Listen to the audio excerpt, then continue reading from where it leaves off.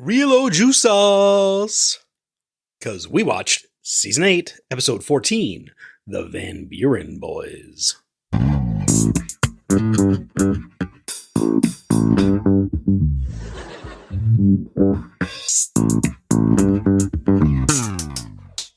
So, Kitty. Hello. How are you? Fine. How'd you like this episode? Huh. You laughed. I laughed. My head is in my hands. I'm going to say I really liked some of it. Oh. And I didn't like it overall. Mm. I don't know if now it's a bias. Now I think I'm not going to like any of these episodes. Mm-hmm. So I can't like any of them. But there's something about this that I really like, and we'll talk about it probably. But overall, kind of a meh for me. Well, it's a podcast. That's what we're here for. Exactly. What did you think? Did you like it? I think, somewhat similar to you. I think overall this episode was a bit of a dud and not super great. But there was definitely some gems in there. Some that I remembered, some that I am rediscovering. Yeah. Okay. I can't wait to hear about them. So The Van Buren Boys was written by Darren Henry. Who? Darren Henry. This is the first Seinfeld episode that he has written. He will go on to write two more, or contribute to one and then write another one in season 9. Can I guess which one? In season 9? Yeah. Can I guess what episodes he contributes to or writes? Is it Puerto Rican Day? No. Oh, okay. But he wrote on other television shows, the vast majority of which I did not recognize. However, he did write one episode of Futurama, The Problem with Poplars. It was directed by Andy Ackerman, back from vacation. It aired on February 6th, 1997. Vulture.com ranked this as the 54th best Seinfeld episode. Really? Screen Crush ranked this as the 129th best Seinfeld episode. And IMDb had it even lower as the 139th best Seinfeld episode. So what did the first one have to say about it? They largely said the same thing. They were like, they mainly spoke about Jerry and Ellen, his girlfriend, and like her being a loser. Mm-hmm. And I think Vulture.com also mentioned like the very last thing of George trying to mug Morty Seinfeld. So who are the guest stars? So guest stars of note, we had Christine Taylor, who played the role of Ellen. Ben Stiller is her husband. I know. I knew that, but I also just heard Ben Stiller on a podcast, on Conan's podcast. And he said that they had split up. And then, they're back together. They split up and then ended up living together during COVID. I don't know why, but then got back together. Oh. Yeah. Probably to parent their children, I'm assuming. Or make more movies, such as Dodgeball, Yes. Zoolander. Yeah. A Very Brady sequel. I like her as an actress. She's very funny. Yeah, I think she's good. She has like a bubbly pleasantness about her. And kind of an absurdity. There's always something a little bit off, too. Yeah. Yeah. Which fits this episode. And it's very like natural. She's never really like forcing a joke, Yeah. I don't think. Yeah. Yeah, she's good. I also noted Jed Ryan? Sorry, what? Jed Ryan? How would you pronounce the last name? Rhein? Ryan? Jed Ryan? Jeblau? Jeblau. Who played Stephen Corrin, named after another Seinfeld writer. The character was, not Jed. He was not in much of anything. He was in a couple of episodes of Webster. He was in an episode of Felicity. And in the movie Delgo, he was the voice of Ando. Oh. That is his most recent film credit. I had spoken about Stephen Corrin earlier. I can't remember why now, but this comes up where there's a character named after him and that he's a writer of Puerto Rican Day, which is why I guessed that other guy was a writer of Puerto Rican Day. Do you know who any of the other kids who applied for the scholarship are? Because one of them looked familiar. I didn't go that deep into. The kid before Stephen Corrin, I feel like was in a bunch of like 90s movies. I now that you say that, yes. I remember when he came online, when he came... Probably around this time, 1996. When he appeared, 1997. When he appeared in this episode, I was like, oh, is this the guy that's in the episode? Because I kind of recognize him. Try to find out who he was. Sure, we'll do that. How about first we throw it back to last week when I asked you if you remembered this episode?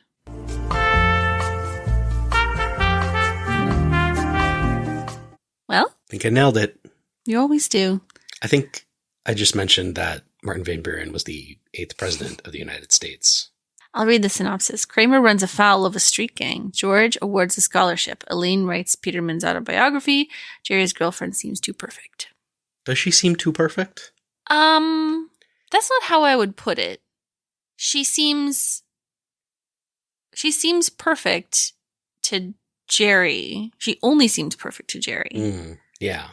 Do you think this episode influenced the movie Shallow Hal? I wrote down here, is this a Shallow Hal scenario? So, let's talk about it. What is the deal with her? Is this a Twilight Zone scenario where he sees a beautiful woman and everybody else sees a monster? I don't think Darren Henry went sufficiently far enough to like develop a backstory for why this happened. Which is you just actually needed to have 20 minutes of this would be funny if it did happen. Yes, but I actually love that this is unanswered. Yeah. I love that we don't know what everybody sees versus what Jerry sees. We don't know why everybody thinks she's a loser. And that to me is the funniest part of this episode. What I just wrote down while I thought of it. So later I wrote in the notes, is this a Shallow Hal scenario? Because when Kramer and George walk into the cafe, when they're there, Jerry and Ellen are there, they both have a startled look on their face. Yeah, sure. And then Kramer comes in, he locks the door. George sits down on the couch, takes the phone off the hook. So my two thoughts there were, is this a Shallow Hal scenario? Or is she actually a well-known murderer? But Jerry has not seen that on the news. And they're sitting him down to tell him that she is an axe murderer who married her ex-husband and blah, blah, blah, blah, blah. But he just hasn't recognized her. Well, no, they don't. They just call her a loser. Yeah. This whole Ellen situation has gone far enough. And I don't understand why, if she's just not as good looking as Jerry thinks she is, that people don't just let it be. Like they think his career is on the outs because he's going out with this woman. Well, not to get into the whole point of the movie Shallow Hal. I think we have to. When was the last time you watched Shallow Hal? I have seen it once. Oh. I know the premise. You never see any, you ever seen a movie 48 times, once or 0 times. Yeah. One of my favorite lines from Shallow Hal is he shakes Tim Robbins' hand and he says, "Oh, it's like gripping a bunch of bananas." I don't remember that. Jason Alexander's in that. He has a tail. Spoiler alert. I don't remember that either. Probably because I've only seen it once. Is this the Vaporizer movie? No, that is not Shallow Hal. Oh, what movie was that? That's Envy? What's that about? That is about, there's like neighbors and one guy wants to be like friends and do stuff and the other guy kind of like hates him. Okay. And then the annoying neighbor, welcome to our Ben Stiller of Verse podcast. The other neighbor invents a spray that you spray on dog poo to make it disappear. Yeah. And then Jack Black is like, that's a stupid idea. Like, you're not an inventor. Like, no. I don't want to like invest in this with you. Yeah. And then he invents this thing and becomes like an ultra billionaire because it's the best thing in the world. And it like just like drives him crazy. So who invents the poo spray? Ben Stiller. Okay. So these are all connected. Ben Stiller, Christine Taylor, Seinfeld, Jason Alexander, Shallow Hal. Yeah. This is one idea that spawned 2 movies and an episode. You got confused about Vaporizer and Shallow Hal, and that's the only reason it's related to this at all. I've got a whole chart with red string. Yeah, you're Charlie Day in the meme. So this is a very small thing that happens. Jerry and Ellen go to a restaurant called Da Silvano. There's a 1 second exterior shot. It was a real restaurant. Oh, yeah? What kind of food? Obviously Italian, come on. It was open from 1975 to 2016. The owner said they closed because of rising rent. But also, he was accused of wage theft and sexual assault. Oh. So maybe that's why he closed. The Wikipedia page was clearly written by him because this restaurant was described as having a real celebrity clientele and a gregarious owner. Jack Nicholson and Leo Castelli ate here once. Wikipedia worthy. Yeah. And I was like, who wrote this? So I went to the page edit thinking the username would be Silvano, whatever his name was. We got receipts. But whoever did write it put in anecdotes, but not related to the restaurant. Owen Wilson and his agent were walking by, and his agent told Owen Wilson to go f*** himself outside this restaurant, but then they went to a different restaurant. And whoever wrote the Wikipedia page... It doesn't seem to have anything to do with that restaurant. It was clearly Silvano, whatever his name was. Being like, this restaurant occurred adjacent to a non-story. Yeah, exactly. Lorenzo's Pizza is real too, but it's a Staten Island restaurant. I'm sure there's a billion Lorenzo's Pizza. But I couldn't find one in Manhattan. So I want to go back to this opening scene where Jerry's on a date with Ellen at Del Taco. Have you ever been to Del Taco? Yes. Is it good? I mean, Is it better than Taco Bell? It has probably been close to 35 years since I've been at Del Taco, so I don't really remember. At the time, I remember it being probably about as good as Taco Bell. Because they talk about it a lot on Grace and Frankie, which I'm watching. Oh. So I'm curious, is it like a... Man, now I want Taco Bell. Yeah. Is it like somewhere closer to Chipotle? No, I think it's Taco Bell equivalent. Okay. Where was this story going? Shoot, this is a Seinfeld podcast. She was talking about a machine that would let you know how long you were going to live, and they just kind of make a joke about it and move on. What is this thing that exists in the Seinfeld universe? No, it doesn't exist. She read a book or something, or she was referencing a TV show, I think. They were talking about a TV show on this TV show? I don't know. I think I was just watching it because I was like, oh, there's Christine Taylor. And then I listened to the story that she said. I didn't write anything about that.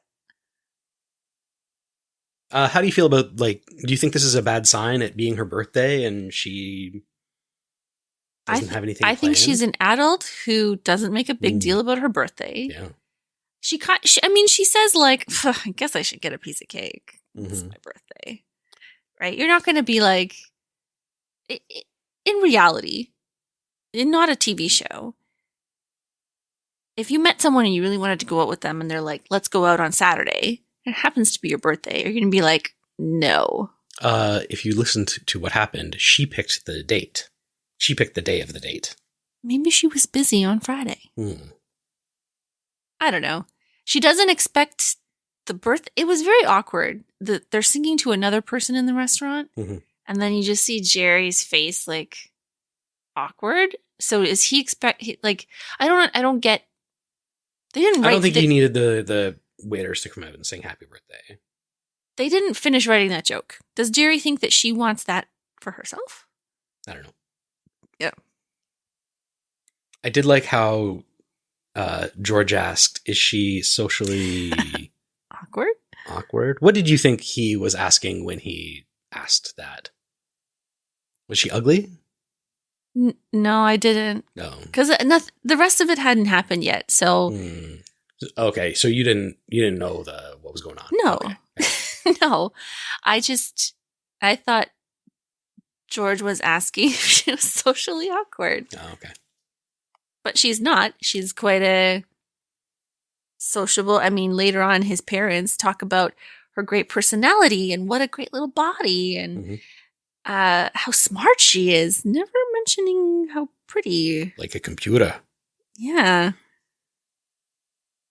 That's when I was like, this story is absurd and I like it. Everything else in this episode I don't care for, except a few George moments.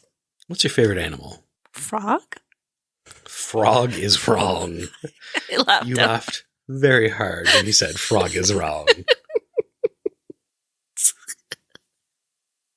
Still laughing. Oh, was somebody else ADRing a line Elaine? For Elaine. Yeah, it kind of sounded like that when she said something like Peterman's having Peterman's letting me I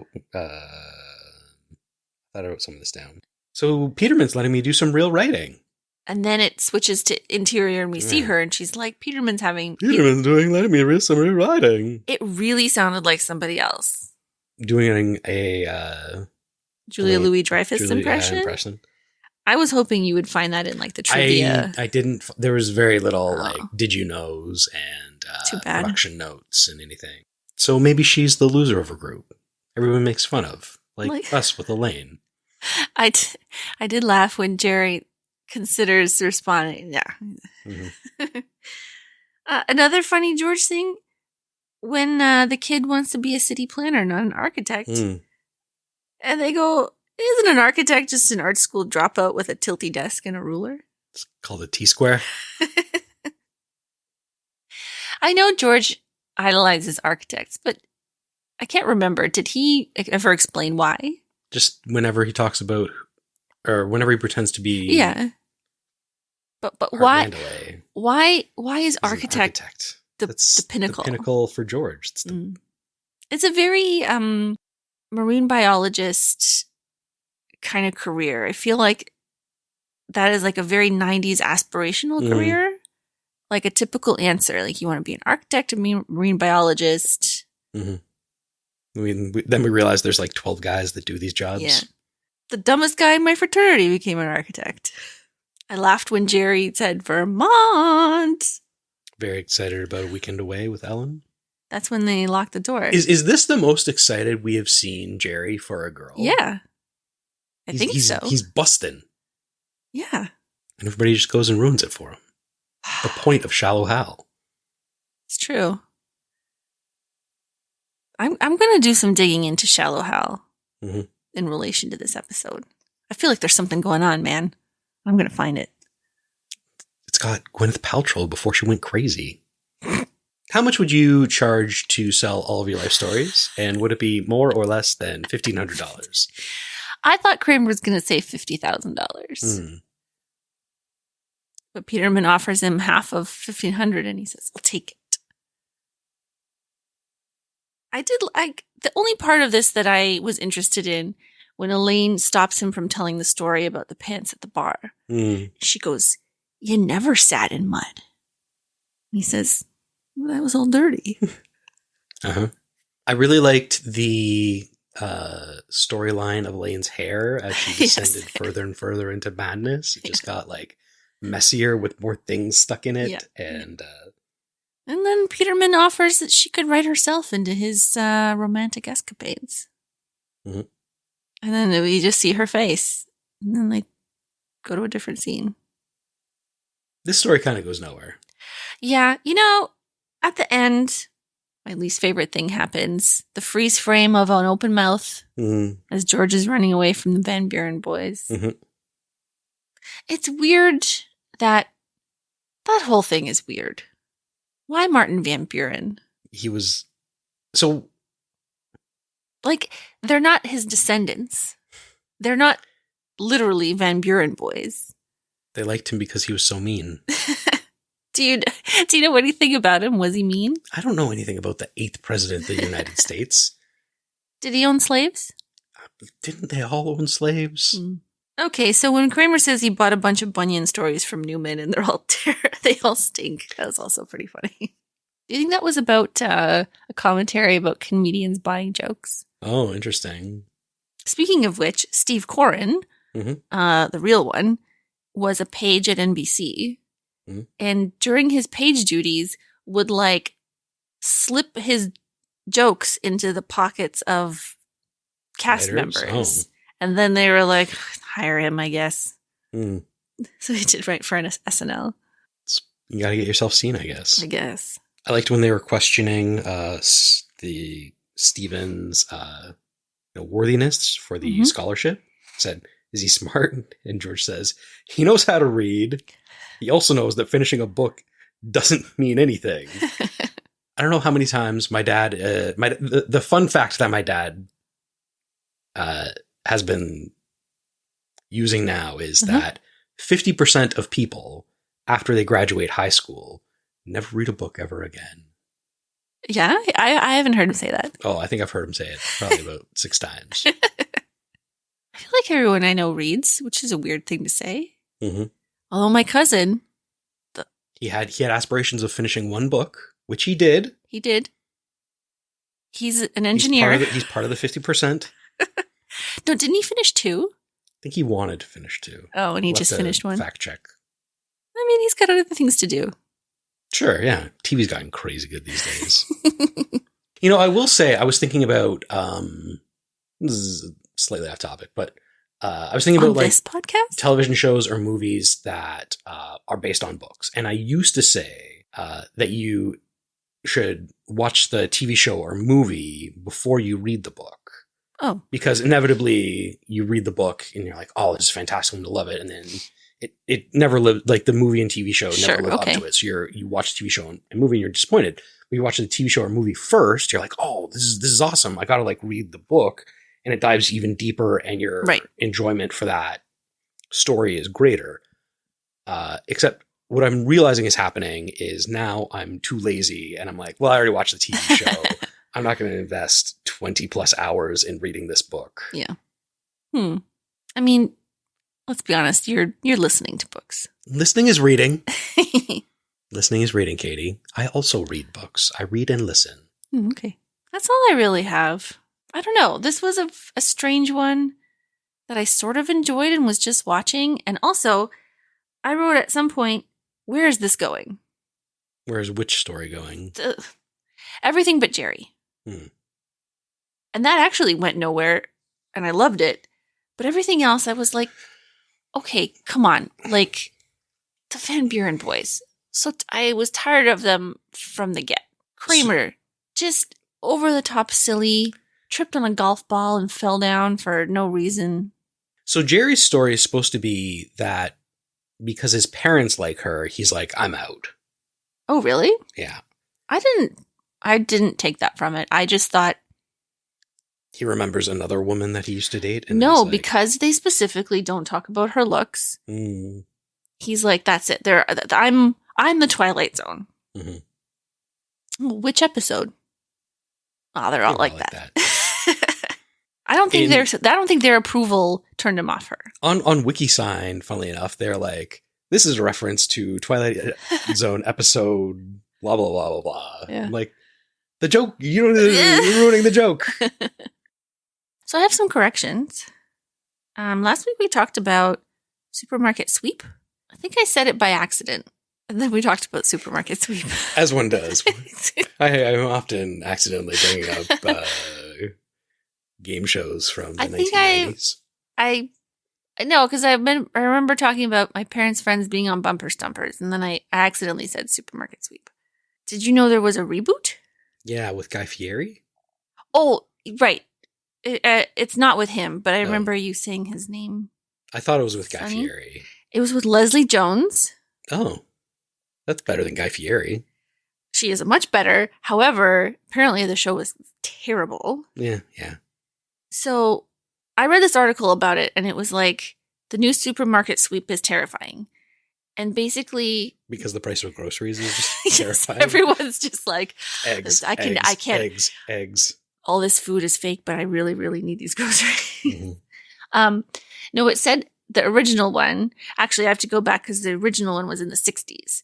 So the one in the 90s was a remake. Mm-hmm. And then this is a remake of a remake. But it said the one in the 90s was endearing because it was regular people and they were just excited to like win some money. Mm-hmm. And it was like, you know, just a teacher and her husband, or like a mom and one of her kids. You know, it was just regular people pulled in to do the show. Mm-hmm. And the new one, every contestant is acting as if they're auditioning for their own YouTube series. Like they're trying to be the new Mr. Beast or something. They've got catchphrases and they're constantly screaming. Like to the point where Leslie Jones on camera in the episode has said, when the camera's not on you, you have to be quiet. Jesus Christ. Yeah. So I kind of want to watch it with you because I watched some of the 90s ones and it's very boring. It's like, if you're not sick in bed, you can't watch this stuff. But I want to see one of the new ones with you and see what you think. Okay. So we'll report back whenever we do that. I was thinking about panel shows in the UK and how there's like this ecosystem. Yeah, there's this ecosystem for like those comedians. Yeah. And that doesn't really exist in North America. It doesn't really exist in the United States. But what does exist is the reality TV star ecosystem. And right. It's like, oh, you were on Love Island. Now you're going to be on Big Brother. And oh, you were on Big Brother. Now you're going to be on Traitors. And oh, you are on Real Housewives of whatever. Now you're on Love Island. And you were on Survivor. And now you we're can on do Celebrity everything. Bachelorette. Yeah. And it's like the exact same and worse at the same time. Let's take uninteresting people. But it's also like, as a like, the thing that was interesting about, like, I don't know, Survivor or whatever, was like, oh, you're a regular person and you went on Survivor and then ostensibly you go back to work. But now it's like anybody they bring on, it's like, oh, now you are going to be a celebrity and now you're going to be on, what you were going to do is be on these other shows. I know how he plays these games. Yeah. I know Boston Rob. I know what he's going to do. At least in the UK, it's like, okay, you're a comedian and like you're in for this. Whereas it's just like, oh, you're a normal person. Can you imagine? None of those people are normal. Could you imagine like whoever's going to be on Survivor 50 and like they go on the show and then they get kicked off and then they just go back to their regular job? Next week we have an episode that is called The Susie. Oh yeah, you're going to love this. Okay, what's it about? Somebody keeps calling Elaine Susie. Okay. I can't wait. It's an Elaine-centric episode. Well. Good night. And good luck. Also, please vote. Believe it or not, this is our podcast. Please subscribe at the end. If you subscribed, we would be happy. Please subscribe to us. Believe it or not, it's our podcast. Is that a Seinfeld reference?